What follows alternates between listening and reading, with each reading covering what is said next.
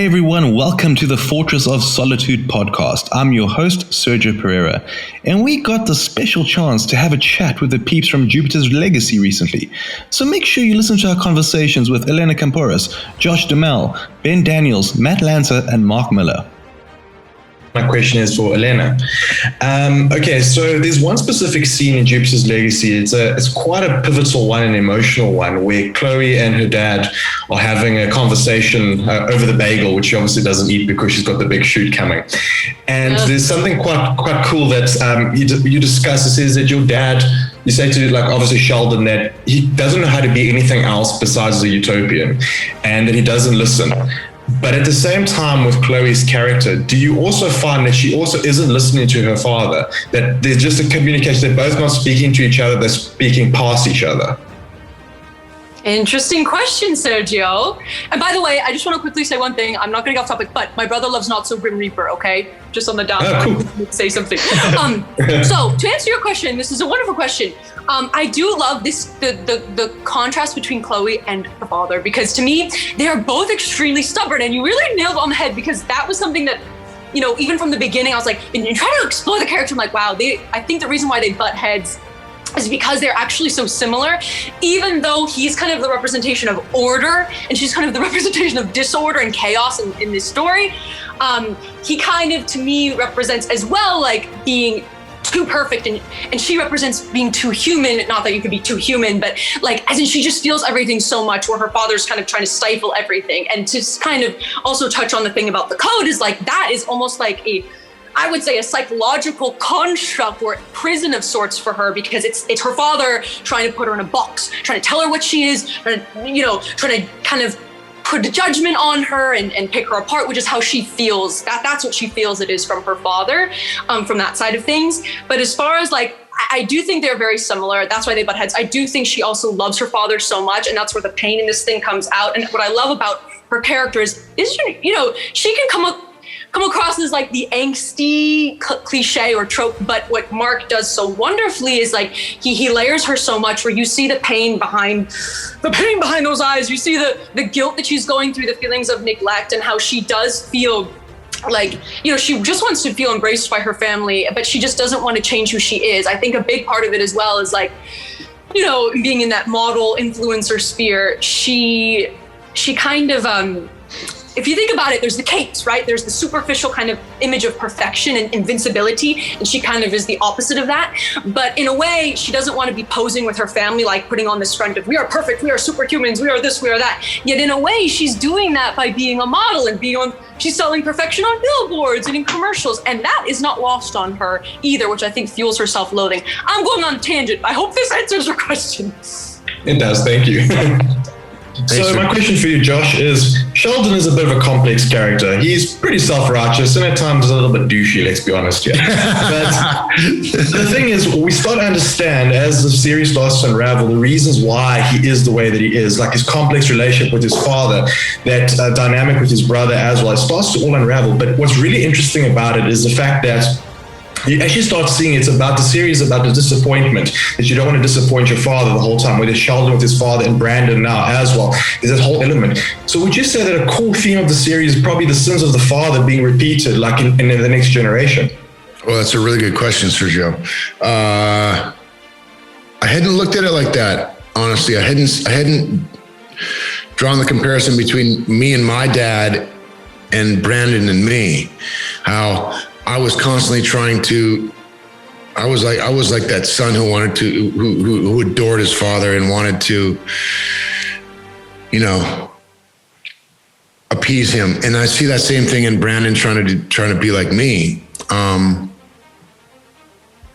so what was your question there again? Just so I answer it.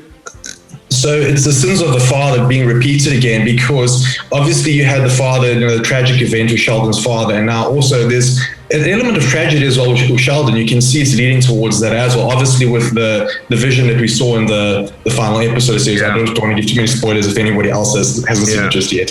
Yeah. It's I don't know. It's a fascinating sort of take on it. I hadn't thought of that, and I do see that. Sometimes these self-fulfilling, manifestations or self-fulfilling destinies. They're real. If you think about something often enough, it's gonna happen. And I do believe that there is something about this guy that he after 90 years of dealing with the pressures and the responsibilities of this stuff, he wants out. He would never do it intentionally, but I think subconsciously he wants out. And I think it will probably be something tragic in the way that it does happen. That's what I love about this show. There is a tragedy sort of,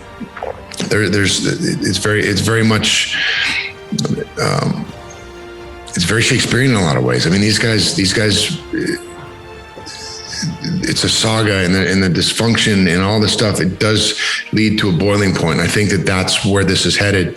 And I do think that, he does know that, and he doesn't want his son to go through the same things that he went through. He doesn't want to go out like he saw his own father go out. So he's trying to impart this stuff onto his son who doesn't quite get it. But what it's doing is actually the reverse. And it's causing his son to resent me, and his kids resent him. And I think that's one of the biggest regrets that he has, is that he wasn't there for them more when they were kids. He was off doing his superhero shit. And there's repercussions with that. And he's starting to see it. Cool, thank you. Ben, so the code is a very interesting concept on the series, on Jupiter's Legacy, but applying it into the real world, is it actually just a utopian ideal, or is it something that can actually keep us honest? Gosh. Personally, for me, in the real world, I just don't like that many rules. I never have done. And if someone approaches me with a rule, and I've been like this since I was like a tiny, I just go, oh, it's a rule, and then I have to break it. It doesn't matter what it is. It doesn't matter what it is. I just can't. I don't really like being told what to do. So I don't know how. You cannot send me 10 grand, okay? It's a rule. Yeah, I don't know. It's a. Well, I mean, I guess, don't kill people. That's a pretty good part of the code that should be upheld, I guess. I mean, I'm not saying I run around the streets of England killing people. Oh, this is getting weird. I know, we've only been at it an hour. So yes, I don't know. But I don't know. Maybe I'm just siding with Walter here. I don't think Walter particularly likes the code either. Thank you. Yeah. Thanks. Hi, Mark. Sergio from Fortress of Solitude in South Africa. Hey there. So, how's it going? So, my question to you is this. You mentioned before that one of the inspirations for Jupiter's Legacy was Carrie Fisher's memoir that actually inspired you, some of the internal struggles that she had, obviously, with two parents that she felt were more famous than her, even though she was Princess Leia. Yeah. Now, obviously, with Carrie's passing a few years ago, but I mean, Jupiter's Legacy was already written. How do you feel that this hits a little bit more? I mean, especially if we look at, the vision in like episode 8, where Brandon is gone and his father's gone as well. Do you feel that there's also something there as well, that you feel that it's like, it almost like the story is going to end in a tragedy? Oh yes, I mean the books are very dramatic. The comparison people always make with the books, there's 4 of the books so far, there'll be 6 in total, is Game of Thrones. There's constant tragedy. I've gone full Shakespeare, and like where the books go from here is like a bloodbath. What comes next. But I think Carrie Fisher rooted it for me, actually, because I came up with this idea in 2008, started writing it in 2011. So the financial crash was my big inspiration, but I didn't quite have the hook on the main character, Chloe. And then I read Carrie Fisher's Wishful Drinking book, which made me realize how fascinating that is, that you can be awesome, like Princess Leia, but because your mum and dad are more famous, you never feel you live up to potential. And suddenly the character clicked into place with me. But I met Carrie Fisher actually a little while before she died. I met her in 2015 at the Star Wars premiere. And I'm friendly with Mark Hamill, and he introduced her to me. And the two of us sat and we got on really well. We were sitting having a drink all night, and eventually I said to her, this is going to sound crazy, but I'm doing this superhero thing, and your book really inspired me massively for it. And I told her all about it, and she was like, young man, that's very interesting, but just go and get me another drink, So that was the end of the conversation. Thanks for tuning in. Don't forget to like, share, and subscribe to our channel. Until next time, cheers.